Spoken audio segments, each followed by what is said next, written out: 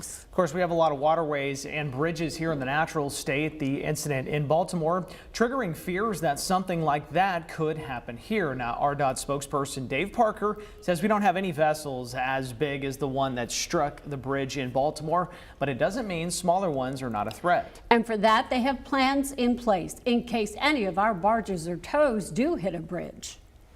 We have protected devices. We have steel casings that are often filled with rocks and other ways to protect it should something strike the base of the bridge.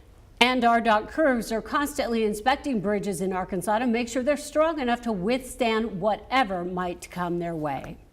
It isn't just bridges as a risk of waterway disaster. The state has more than a dozen dams along the Arkansas River. There are several teams in place who say they are prepared to prevent accidents from happening here. And Wake Up Central's Journey Taylor is live at the Big Dam Bridge with details from one of those agencies to give us a little peace of mind this morning. Journey? Yeah, good morning, Karen and Hayden. The U.S. Army Corps of Engineers is the agency responsible for the 13 locking dams up and down the Arkansas River, including the Big Dam Bridge here behind me. Now, they say precautionary measures are in place to prevent disasters from happening along the river. That includes strict rules for commercial shippers going up and down the river. The Army Corps has something called a red book for all mariners. It tells them how fast they can approach and exit the locks and dams.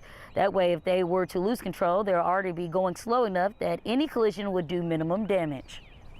Between the Army Corps of Engineers, Arkansas Department of Transportation, and the Coast Guard, we're in constant communication, and we're constantly letting each other know if there's risks that need to be mitigated.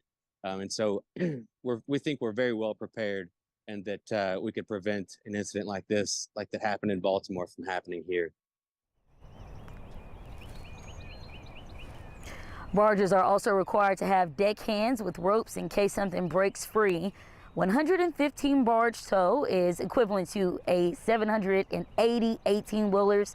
So that's why he says that it's got to control their speeds as they're approaching our bridges and dams. Now, Essence Townsend says that it's all about communications, that they communicate with the Army Corps of Engineers, and also the Coast Guard will be called if it doesn't happen at a lock and dam. For now, though, at the Big Dam Bridge, I'm Journey Taylor for Wake Up Central.